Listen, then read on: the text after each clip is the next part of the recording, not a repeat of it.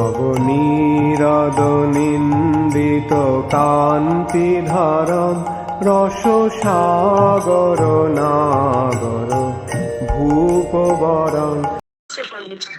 श्रीमद् भागवतम स्कंद 3 अध्याय 1 श्लोक संख्या 25 से लेके 31 तक। ओम नमो भगवते वासुदेवाय। ओम नमो भगवते वासुदेवाय। भगवते वासुदेवाय। ओम नमो भगवते वासुदेवाय। ओम नमो भगवते वासुदेवाय।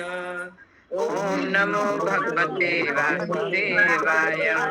नारायणं नमस्कृत्यं नरं चैव नरोत्तमं देवीं सरस्वतीं व्यासं ततो जयामुदीरयेत् नष्टप्रायेषु अभद्रेषु नित्यं भागवत सेवया भगवते उत्तमा श्लोके भक्तिर्भवति नैष्टिकी। कृष्णाय वासुदेवाय देवकी नंदनाय च नन्दगोपकुमाराय गोविन्दाय नमो नमः। मूकं करोति वाचालं पंगुं लंघायते गिरिं यत्कृपातमहं वन्दे परमानन्दमाधवं श्रीगुरुदीनतारिणं श्रीचैतन्यईश्वरम्। हरे कृष्ण। श्लोक संख्या 25। शवासुदेवानुचरं प्रशान्तं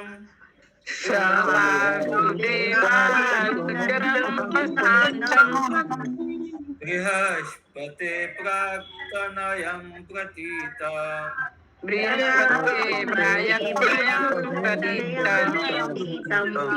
आलिङ्ग्य गाढं प्रणयेन भद्रम्।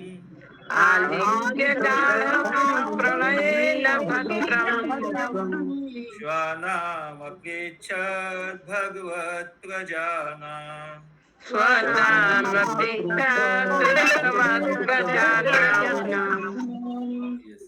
मिताली माता जी आप पढ़ेंगे? हाँ जी प्रभु जी।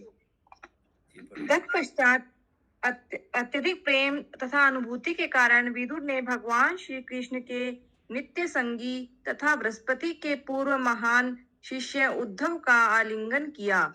तत्पश्चात विदुर ने भगवान श्री कृष्ण के परिवार का समाचार पूछा। हरे कृष्ण।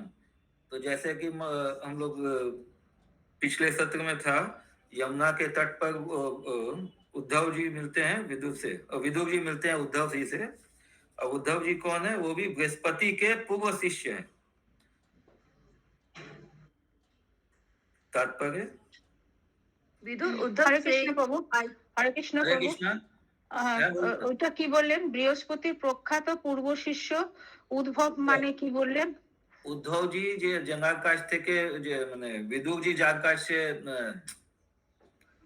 যাকে আলিঙ্গন করেছিলেন, হ্যাঁ উনি হচ্ছেন বৃহস্পতির শিষ্য। মানে উদ্ধব জি হচ্ছেন বৃহস্পতির শিষ্য, মহান শিষ্য। আচ্ছা আচ্ছা, ঠিক আছে প্রভু। হরে कृष्ण। तात्पर्य विदुर उद्धव से आयु में बड़े थे, पितृतुल्य थे।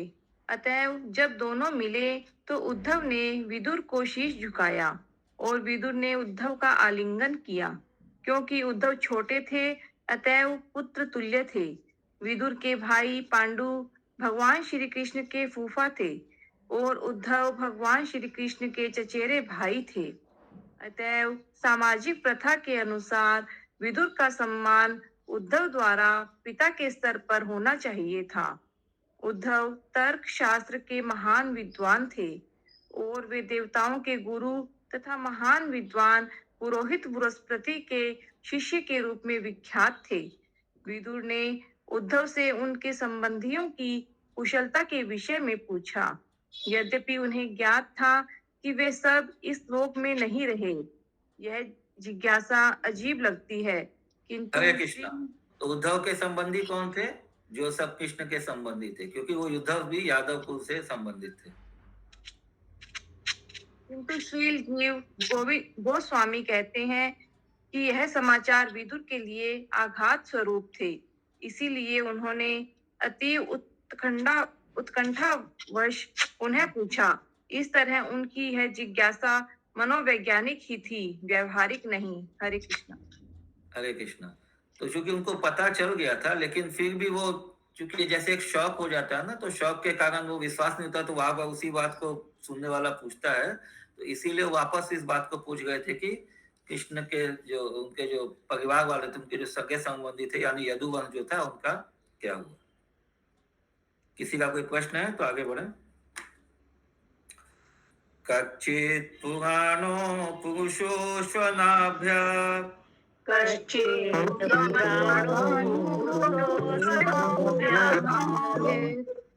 पाद्यम् अनुवृत्य एह किलवर्तिनाम्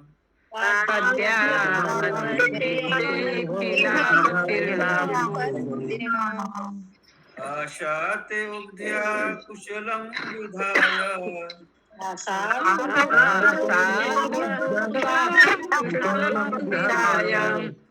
इतक्षणो कुशलं शूरगेहे।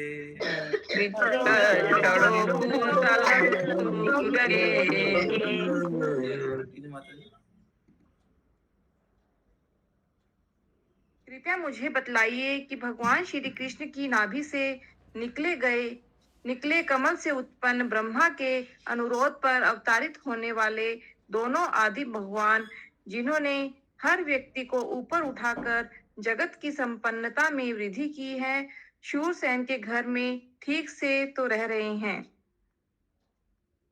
तात्पर्य: भगवान श्री कृष्ण तथा बलराम दो पृथक पृथक भगवान नहीं हैं। ईश्वर एक और अद्वितीय है, किंतु वे ऐसे अनेकों रूपों में अपना विस्तार करते हैं जो एक दूसरे से भिन्न नहीं होते। ये सभी पूर्ण विस्तार होते हैं। श्री कृष्ण के निकटतम अंश बलदेव हैं और गर्भोदक शाही विष्णु की नाभि से निकले कमल से उत्पन्न ब्रह्मा बलदेव के अंश हैं। यह सूचित करता है कि भगवान श्री कृष्ण तथा बलदेव पर ब्रह्मांड की हरे कृष्णा बंधु। बलदेव जी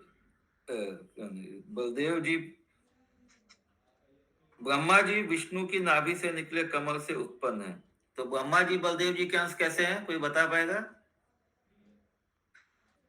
कुछ दिन पहले हम लोग का इस बारे में डिस्कशन हुआ है काफी क्लास में।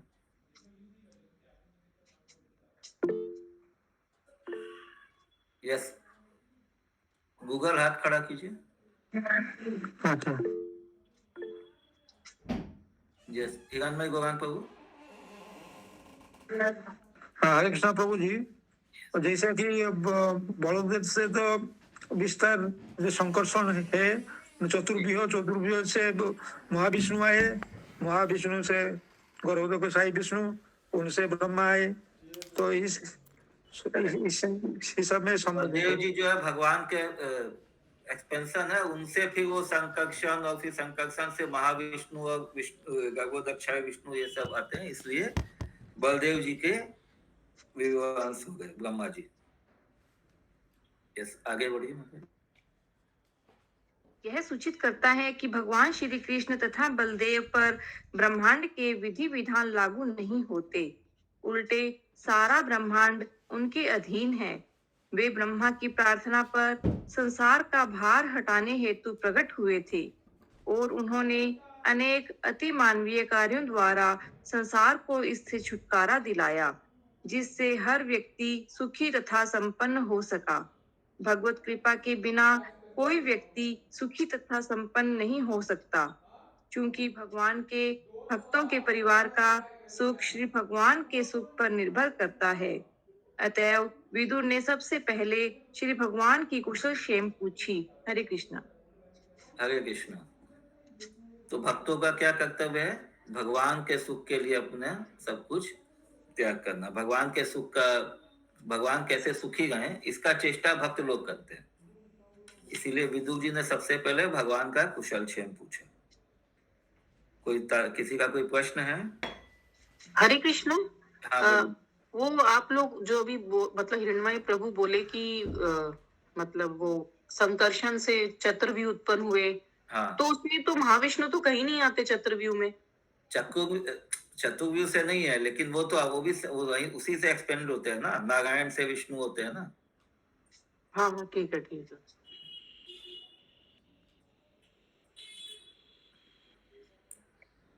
श्लोका 27।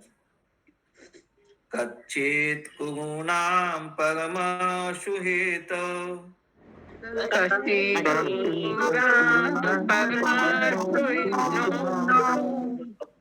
भामास अस्ते सुखमांग शौरी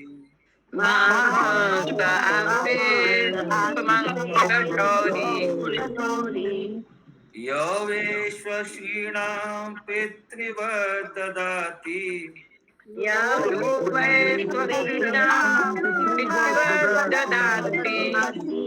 परान् वदान्यतर्पणेन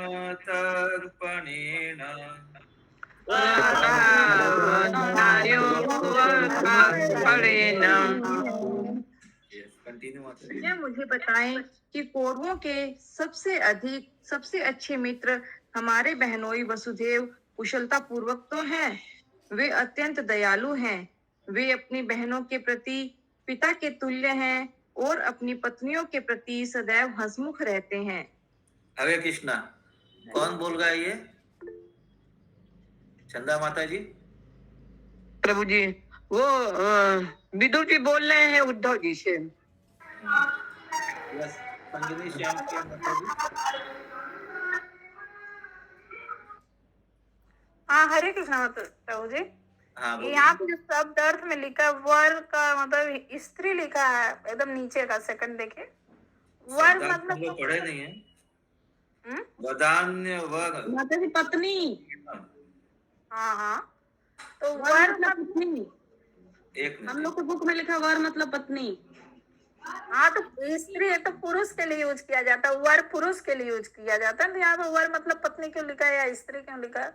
ये तो पुल्लिंग में आएगा वर। भाई ये वर स्त्री वधू। तो पुल्लिंग तो पता नहीं है, आगे तात्पर्य पढ़िए तब शायद। वधु होना चाहिए, वर वधु होता है ना, वर पुरुष के लिए अरे यूज वर होता है। वधु वाला वक्त तो समझ गए, लेकिन यहाँ तो वो संस्कृत से जो उसको ये ट्रांसलेशन किया हुआ है, तो वो तो अभी तात्पर्य पढ़ने से ही समझ में आएगा। तात्पर्य, भगवान श्री कृष्ण के पिता अभी वापस से ये पढ़िए तो इसका ट्रांसलेशन। कृपया मुझे बताइए कि कौरवों के सबसे अच्छे मित्र हमारे बहनोई वसुदेव कुशलता पूर्वक तो हैं। वे अत्यंत दयालु हैं। वे अपनी बहनों के प्रति पिता के तुल्य हैं और अपनी पत्नियों के प्रति सदैव हंसमुख रहते हैं। तात्पर्य, वदान्य वर्ग तर्पणेन, तो वो ठीक ही है। वर्ग वहां पे स्त्री के लिए यूज हुआ, उनकी पत्नियों के लिए यूज हुआ है। वासुदेव की पत्नियों के लिए। वसुदेव जी की अनेक पत्नियां थी, देवकी के अलावा उनकी कुछ और भी बहनें थी, तो उन लोगों के लिए ये यूज हुआ है। यस, कंटिन्यू माता जी। तात्पर्य, भगवान श्री कृष्ण के पिता वासुदेव की 16 पत्नियां थी, जिनमें से एक का नाम कौरवी या रोहिणी था, जो बलदेव की माता थी और विदुर की बहन थी। इसीलिए वसुदेव विदुर की बहन के पति थे और वे दोनों साले बहनोई थे। वसुदेव की बहन कुंती विदुर के बड़े भाई पांडु की पत्नी थी और उस दृष्टि से वसुदेव विदुर के साले थे। तो कृष्ण के क्या थे? बोलिए मिताली माता जी। फूफा जी, प्रभु जी। अम्मा। मामा हुए नहीं। मामा। हुए मामा, सॉरी मामा थे मामा। हाँ ठीक है चलिए कंटिन्यू।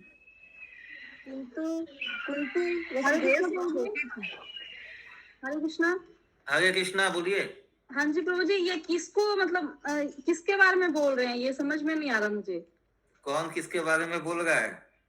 हाँ जी, जैसे इसमें भगवान के पिता के बारे में बता रहे हैं, तो इनके मतलब किसके बारे में पूछ रहे हैं वो विदुर? वो वही बता रहे हैं कि विदुर जी का क्या रिलेशन था भगवान से, भगवान के पिता से।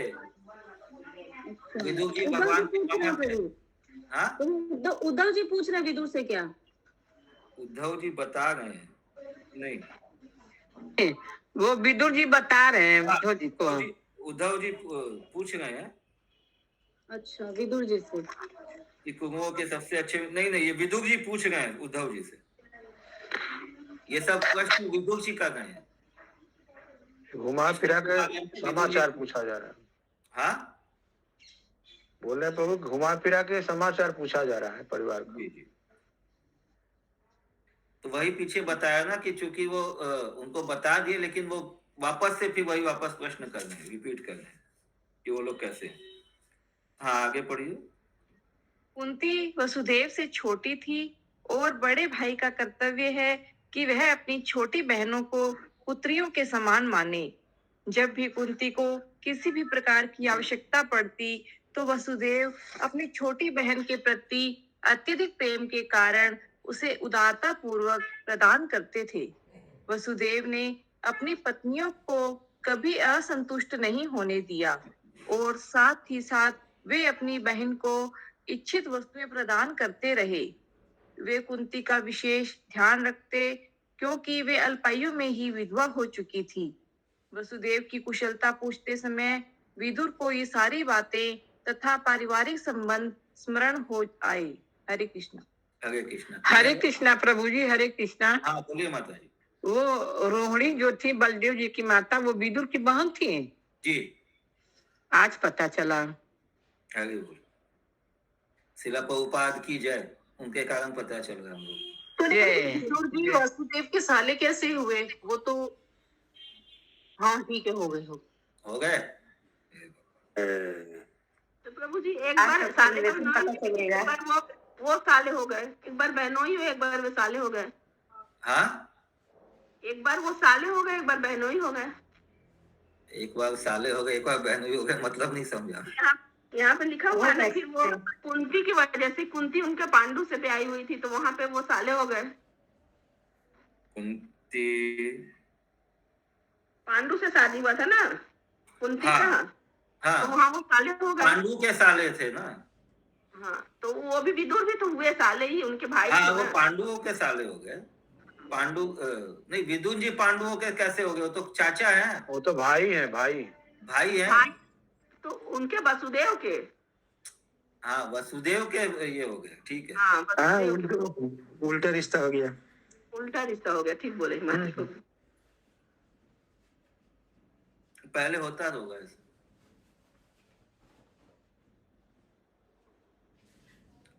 और कोई प्रश्न है? आगे बढ़े। कच्चित वरुथाधिपतिर्यदूना कश्चित् वरुथा अधिपतिर्यदुना प्रद्युम्नयास्ते सुखमांगवीरा प्रद्युम्नास्ते सुमङ्गवीरा यं रुक्मिणी भागवतभिलेखे यं रुक्मिणी भागवतभिलेखे आराध्य विप्रान् स्मरमादिशर्गे आराध्य विश्वादिसर्गे। यस माता जी कंटिन्यू। हे उद्धव, मुझे बताओ कि यदुओं का सेना नायक प्रद्युम्न जो पूर्व जन्म में कामदेव था कैसा है? रुक्मणी ने ब्राह्मणों को प्रसन्न करके उनकी कृपा से भगवान श्री कृष्ण से अपने पुत्र के रूप में उसे उत्पन्न किया था। तात्पर्य: श्रील जीव गोस्वामी के अनुसार स्मर कामदेव भगवान श्री कृष्ण के नित्य संगियों में से एक है। इसकी व्याख्या उन्होंने अपने भाष्य कृष्ण संदर्भ में विस्तार से की है। यस साउंड डिस्टर्ब हो गया माता जी, ये फिर से पढ़िए तात्पर्य। श्रील जीव गोस्वामी के अनुसार स्मर कामदेव भगवान श्री कृष्ण के नित्य संगियों में से एक है। इसकी व्याख्या उन्होंने अपने भाष्य कृष्ण संदर्भ में विस्तार से की है। यस हरे कृष्ण। हरे कृष्ण। तो आप लोग को मालूम है इनके बारे में? प्रद्युम्न का जो ये हुआ था हरण, यस प्रभु जी। कृष्णा बुक में हम लोग पढ़े हैं, श्लोका 29। यस प्रभु जी। कच्चित् सुखं सात्वतवे भोज। कश्चित् सुखम। एक मिनट कौन बोल रहा है? हाँ जी मैं हूँ। बोलिए। हाँ जी प्रभु जी, बोल रही हूँ मैं कि ये कैसे हुआ कि जैसे इसमें जो अनुवाद में लिखा हुआ है कि मुझे बताओ कि यदुओं का सेना नायक प्रद्युम्न जो पूर्व जन्म में कामदेव था कैसा है, ठीक है। तो फिर हाँ। यहाँ पे जो लिखा हुआ है कि रुक्मणी ने ब्राह्मणों को प्रसन्न करके उनकी कृपा से भगवान श्री कृष्ण से अपने पुत्र रूप से उत्पन्न किया था। और फिर तात्पर्य में लिखा हुआ है कि वो भगवान श्री कृष्ण के नित्य संगियों में से एक हैं। तो ये कौन? कैसे हुआ? वो मतलब कौन? प्रद्युम्न। प्रद्युम्न मतलब नहीं प्रद्युम्न माता कौन जी, है? कामदेव का है। रामदेव जी के लिए बोला गया है। तो पूर्व जन्म में मतलब हाँ, कमर समझ कामदेव। में आ गया प्रभु। कामदेव ही प्रद्युम्न का रूप में आए थे। क्योंकि वो कामदेव भगवान के नित्य संगी है, तो यहाँ पे भी लीला में वो प्रद्युम्न बन के आए हैं। ठीक है। ठीक है प्रभु जी, समझ में आया। कच्चित् सुखं सात्वत वृष्णिभोज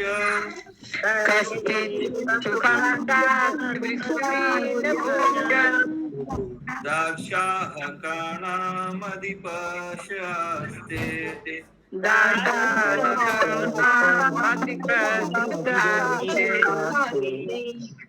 यमाभ्यषिञ्च शतपत्रनेत्रो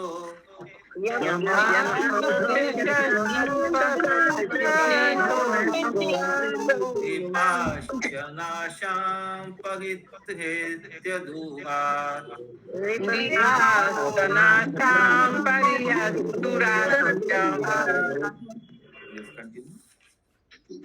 हे मित्र, मुझे बताओ, क्या सातवतों, वृष्णियों, भोजों और दशहरों के राजा अग्रसेन, दाशाराहों के राजा उग्रसेन अब कुशल से तो हैं? वे अपने राज सिंहासन की सारी आशाएं। इन सब का क्या मतलब हुआ प्रभु जी की सातवतों, वृष्णियों, भोजों ये सब वंश है। ये वंश जैसे कुरु वंश है, पांडव वंश है, वैसे सात्वत, वृष्णि, भोज, दालसा, ये सब वंश है। उन सब के राजा थे उग्रसेन उस समय, जो कृष्ण जी के क्या नाना थे ना। हाँ, हाँ। वे अपने से राज सिंहासन की सारी आशाएं त्याग कर, हे मित्र, मुझे बताओ, क्या सातवतों, वृष्णियों, भोजों तथा दासशाहों के राजा उग्रसेन अब कुशल से तो हैं? वे अपने राज सिंहासन की सारी आशाएं त्याग कर अपने साम्राज्य से दूर चले गए थे, किंतु भगवान श्री कृष्ण ने उन्हें पुनः प्रतिष्ठित किया। हरे जी, आप तो जानते हैं, जब कंस को मार के फिर भगवान उग्रसेन को वापस से राजा बनाए थे मथुरा के। फिर बाद में जब द्वारका चली गई मथुरा के सारे वासी, तो वहां द्वारका में भी राजा उग्रसेन ही थे, कृष्ण और बलराम राजा नहीं थे। हरे कृष्णा। गतबाबा माता जी, आप कृष्णा बुक नहीं पढ़े हैं ठीक से? नहीं प्रभु जी। हाँ, तो समझ में आ रहा है अभी, इसको भी पढ़ना होगा। ठीक है प्रभु जी। कच्चित् हरे सौम्य सुता सदृक्ष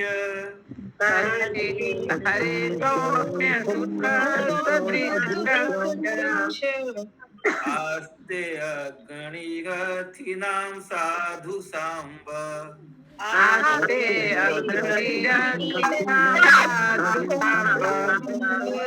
असूतयं जाम्बवती व्रताढया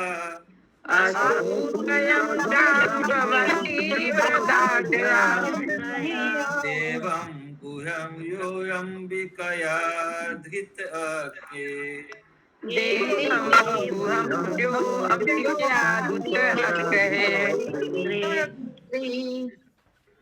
हे भद्र पुरुष, साम ठीक से तो हैं? वह श्री भगवान के पुत्र सदृश ही हैं। पूर्व जन्म में वह शिव की पत्नी के गर्भ से कृष्ण के रूप में जन्मा था, और अब वही भगवान श्री कृष्ण की अत्यंत सौभाग्यशाली पत्नी जामवंती के गर्भ से उत्पन्न हुआ है। तात्पर्य। तो कार्तिकेय कौन है? देवताओं के सेनापति है, और वो अभी शाम के रूप में यहाँ पे आए। जामवंती से शाम हुए थे, भगवान के पुत्र के रूप में। प्रभु ये जामवंती उनकी पत्नी कौन थी? शाम को अपहरण कर लिया था कौरव लोगों ने। क्या प्रभु जी? जामवंती कृष्ण भगवान की पत्नी जामवंती। जामवंत से रिलेटेड है क्या? हाँ हाँ, जामवान की बेटी थी ना, उनकी बेटी है प्रभु जी। तो प्रभु को भी कृष्णा को पढ़ना पड़ेगा। हाँ हाँ हाँ, पढ़ना पड़ेगा। तो पीछे तो कृष्णा बुक हुआ था, इतना उसमें काहुट हुआ था, सब भूल गए आप लोग। हाँ, याद नहीं रहता। एक कथा है उसमें पूरी है।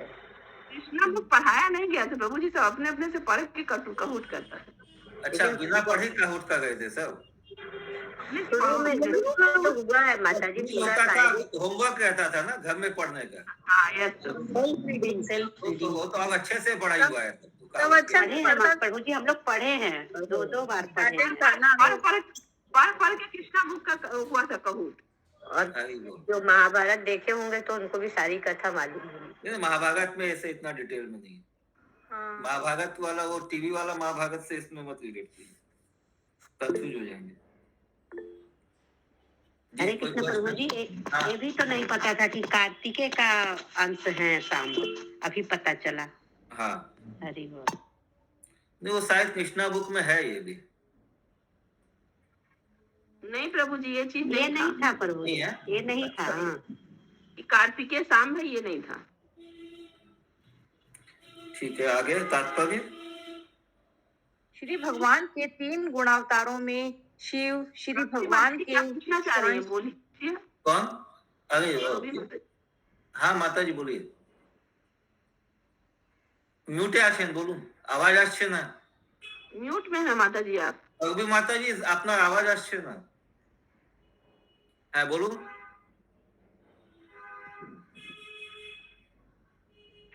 आवाज सुना नहीं आ जाता रहा। ना। म्यूट तो नहीं है लेकिन। हरे कृष्णा। आउट हो गया। Okay, continue. श्री भगवान के 3 गुणावतारों में शिव श्री भगवान के स्वांश हैं। उनसे उत्पन्न कार्तिक के भगवान श्री कृष्ण के अन्य पुत्र प्रद्युम्न के ही समकक्ष हैं।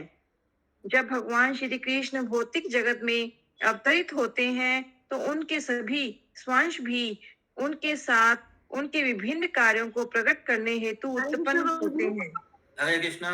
प्रभु जी, ये सेकंड लाइन है जो कि उनसे उत्पन्न कार्तिकेय भगवान श्री कृष्ण के अन्य पुत्र प्रद्युम्न के ही समकक्ष, मतलब इसका मतलब उसके समान ही है प्रतिभा में, जैसे प्रद्युम्न है भगवान का पुत्र है, वैसे ही वो भी जो सांब जो है वो भी तो भगवान का पुत्र ही है ना। तो जो कार्तिकेय जो थे वही सांब के रूप में आए। और इसका क्या हुआ प्रभु जी? शिव भगवान के स्वांश हैं। शिव भगवान के स्वांश है गुणावतारों में। जो 3 गुण अवतार है भगवान के, ब्रह्मा विष्णु महेश। सतोगुण के ब्रह्मा जी, शिव जी, रजोगुण के ब्रह्मा जी और तमोगुण के शिव जी। तो तमोगुण में जो भगवान के स्वांश है, गुणावतारों में शिव भगवान के स्वांश। अच्छा अच्छा, ठीक है, कहाँ थे? तो वृंदावन की लीलाओं के अतिरिक्त श्री भगवान के सारे कार्य उनके विभिन्न पूर्ण विस्तारों द्वारा संपन्न किए जाते हैं। वासुदेव श्री नारायण के पूर्ण विस्तार है।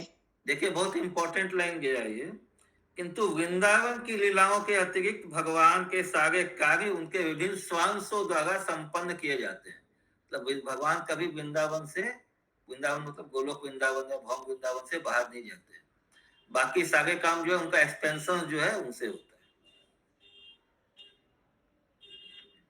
अतः जब श्री भगवान देवकी तथा वासुदेव के समक्ष वासुदेव के रूप में प्रकट हुए तब वे अपने नारायण के रूप में ही प्रकट हुए। इसी तरह स्वर्ग के सारे देवता प्रद्युम्न, साम, उद्धव इत्यादि के रूप में श्री भगवान के संगियों के रूप में प्रकट हुए। हरे कृष्णा। हरे कृष्ण। ये गया ना, वासुदेव नारायण के स्वांश हैं। अतः जब भगवान देवकी तथा वासुदेव के समक्ष वासुदेव रूप में प्रकट हुए तो वे अपने नारायण के रूप में ही प्रकट हुए। तो उसके बाद तो फिर वो द्विज मतलब अपना द्विज भुज रूप भी तो ले लेते हैं। हाँ, तो उस पर तो कृष्ण हो जाते हैं। कौन? यस। क्या बोले, फिर से बोलिए। मतलब इसमें लिखा है कि वासुदेव नारायण के एक मिनट।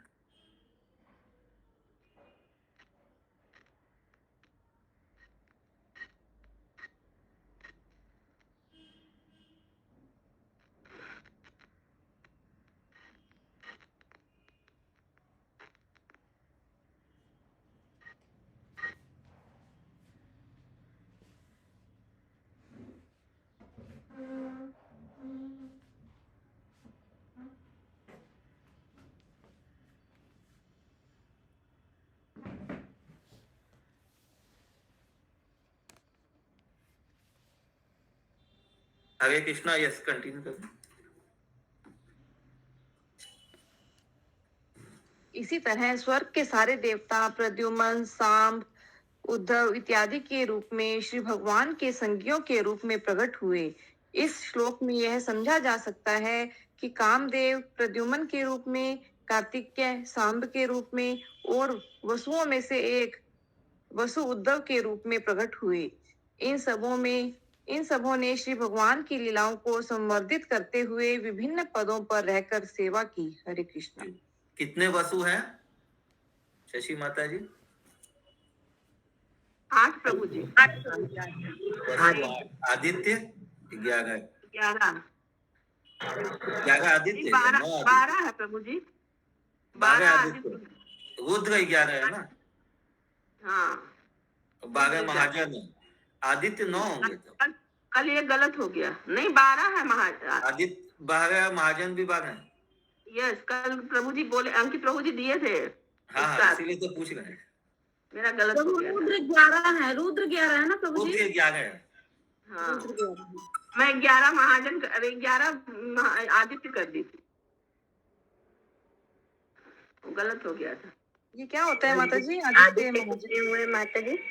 ये होता क्या है ये सब? रुद्र आदित्य महाजन, ये रुद्र जो भगवान और 11 तरह के होते हैं, महाजन 12 तरह के होते हैं। जैसे महाजन में ये भीष्म है और ये इस तरह करके 12 महाजन का नाम है। आदित्य भी 12 होते हैं, मतलब जो सूर्य है वो 12 होते हैं।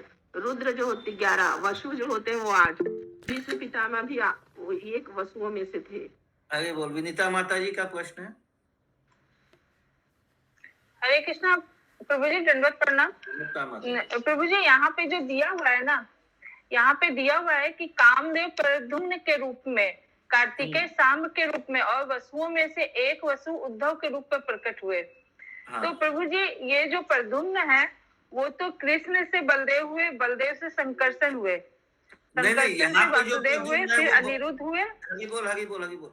यहाँ पे जो प्रद्युम्न है वो चतुर्भुज वाले प्रद्युम्न की फर्क है। ये जो भौम वृंदावन में जो लीला हुआ था कृष्ण का, वृंदावन और द्वारका में, वहां पे जो प्रद्युम्न है उसके बारे में। हाँ, ठीक है। ओ अच्छा अच्छा, वो प्रद्युम्न अलग है, ये अलग है। हाँ, ये अलग है। अच्छा अच्छा। हरे कृष्णा माता, बोलिए। आपके भी माता हो गए। बोले बसु के नाम बताइएगा माता जी, बसु के कौन कौन नाम? माता जी से आप बाद में पूछ लीजिएगा। हरि बोल। श्लोका 31। क्षेमं शकचित्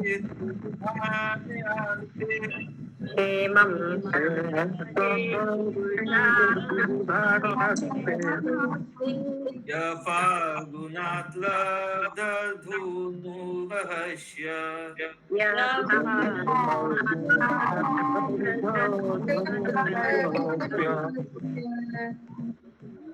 लेभे यजस्सा यथोक्षजस्तेव एव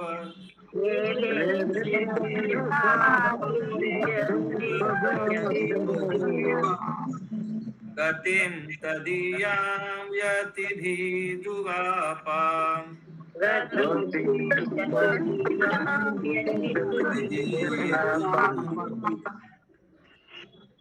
Yes, continue. ये उद्धव क्या युयुधान सकुशल है?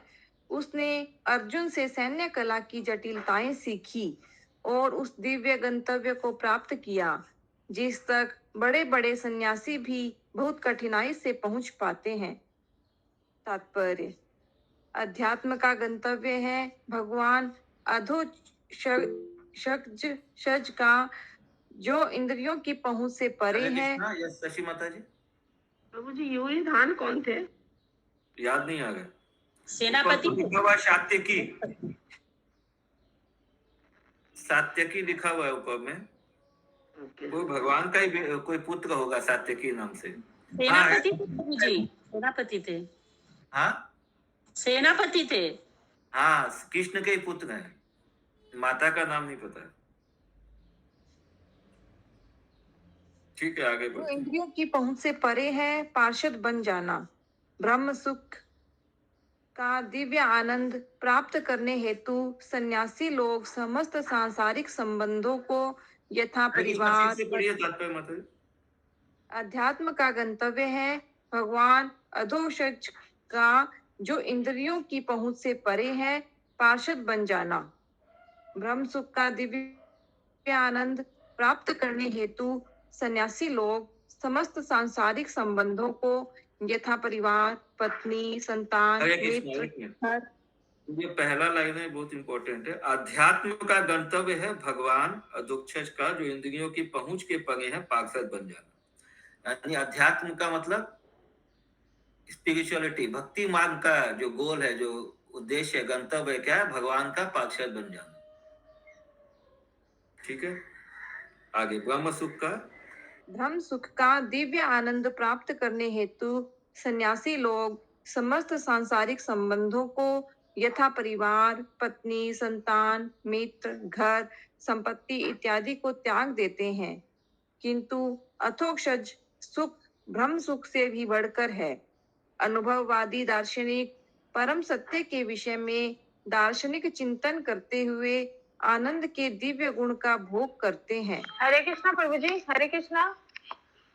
प्रभु जी, ये दोनों में अंतर क्या है? अधोक्षज सुख और ब्रह्म सुख, अधोक्षज दोनों में अंतर क्या है? एक मिनट, अधोक्षज सुख मतलब ये भगवान के जो के साथ जो साक्षात्कार का, जो भगवान से जो आदान प्रदान का जो सुख है, अधोक्षज मतलब भगवान Krishna supreme personality of God है। और ब्रह्म सुख हो गया जो ब्रह्म ज्योति वाला, जो ब्रह्म ज्योति में विलीन होने वाला जो, ठीक है, तो वो तो थर्ड नंबर है। उसके बाद में ये हाईएस्ट लेवल, अधोक्षज सुख जो हो गया हाईएस्ट लेवल। यहाँ पे लिखा हुआ सन्यासी लोग ब्रह्म सुख का आनंद प्राप्त करने के लिए समस्त संबंधों को छोड़ देते हैं। हाँ, तो वो जो सन्यासी लोग है वो उसके लिए ना, वो ब्रह्म ज्योति के लिए ये जो साधना करते हैं उनको बोला जा रहा सन्यासी। हाँ हाँ, या भक्त नहीं बोल रहे हैं। अनुभववादी दार्शनिक परम सत्य के विषय में दार्शनिक चिंतन करते हुए आनंद के दिव्य गुण का भोग करते हैं, किंतु इस आनंद के परे वह आनंद है जो परम ब्रह्मा द्वारा उनके साकार व्यक्तित्व के सनातन रूप में भोगा जाता है। जीवों द्वारा एक मिनट, हाँ बोलिए। जैसे ये लाइन अभी गया कि अनुभववादी दार्शनिक, तो ये दार्शनिक अनुभववादी दार्शनिक क्या होता है और दार्शनिक चिंतन करते हुए ये लाइन मेरा बुक में तो है नहीं है, एक मिनट रुकिए। ज्ञानी जन परम ब्रह्म के विषय में दार्शनिक चिंतन करते हुए आनंद के दिव्य गुण का भोग करते हैं। तो ज्ञानी जन को परम दार्शनिक लिखा हुआ है वहाँ पे लोग के बुक में। अच्छा, हाँ, तो दार्शनिक हो गया जो ज्ञान मार्गी है, जो केवल वो फिलोसॉफिकली जो भगवान के बारे में जानते हैं, तो उनका जो नॉलेज होता है वो सोल लेवल तक ही रहता है कि वो आत्मा है, भगवान परमात्मा। ज्ञान योग वाले जो है उसके बारे में बताया। नहीं समझ में आया। हाँ, नहीं समझ में आया। क्या चीज नहीं समझ में आया? वो लाइन बोलिए आप खुद से।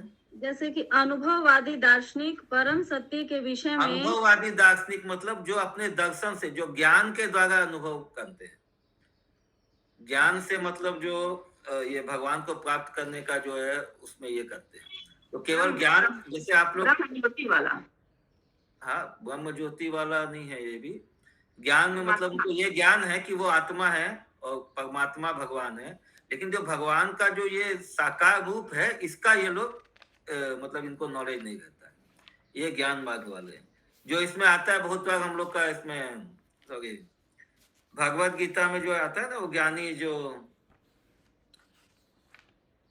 योगी है, ज्ञानी है, जो ये करते हैं साधना करके, मतलब वो टाइम वगैरह देख करके उस टाइम में अपना शरीर छोड़ते हैं, तो ये ज्ञानी है, भक्त नहीं है। ठीक है प्रभु जी, आगे सुनिए। आगे क्या है? अनुभववादी दार्शनिक परम हरे कृष्णा सत्य प्रभु जी। हाँ जी, हरे कृष्णा प्रभु जी। हाँ बोलिए।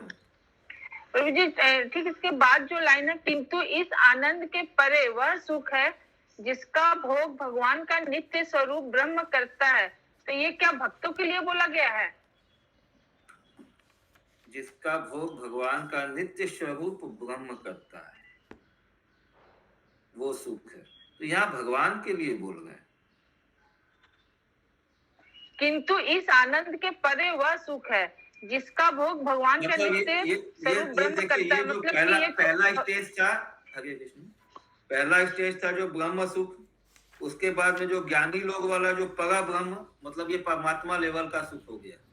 और ये जो तीसरा जो बता गए, जो भगवान से स्वरूप, भगवान का नित्य स्वरूप ब्रह्म, नित्य स्वरूप ब्रह्म मतलब हो गया भगवान का जो ये आपका वृंदावन वाला जो, हाँ, तो इसका आनंद तो भक्त ही तो लेते हैं ना प्रभु। इसीलिए सबसे इससे भी परे, ये सेकंड के भी ऊपर है, वो वही तो बता गए।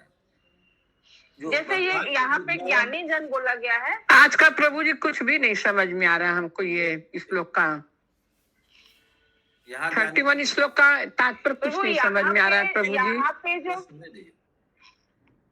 ठीक से बोलिए पूरा। हरे कृष्ण प्रभु जी, ज्ञानी जन पर ब्रह्म के विषय में दार्शनिक चिंतन करते हुए आनंद के दिव्य गुण का भोग करते हैं। यहाँ तो ज्ञानी लोग के विषय में बोला गया है। यहाँ तक ज्ञानी लोग का गुण, किंतु मतलब इस जो साक्षात्कार है वो है, ठीक है। इसके परे, हाँ, इस आनंद के परे वह सुख है। तो ये हो गया एकदम टॉप लेवल वाला, हाईएस्ट। तो ये टॉप लेवल से प्रभु भक्त लोग ही तो उसका आनंद ले पाते हैं ना। हाँ, भक्त है, जो भक्त शुद्ध भक्त होते हैं प्रभु, वही तो इनका, उसके हाँ, बारे तो में ये बोला गया भक्तों के कि लिए भक्त बोला गया है ना। हाँ, लास्ट में जो है भक्त है। आनंद वो नहीं बताया, यहाँ खाली ये बताया जाएगा कि उससे ऊपर भी जो आनंद है उसके बारे में बताया गया, ठीक है ना। इस शबानंद के बारे में बोला है। 1 2 3 3 लेवल है, ये तीनों लेवल के बारे में आ गया यहाँ तक।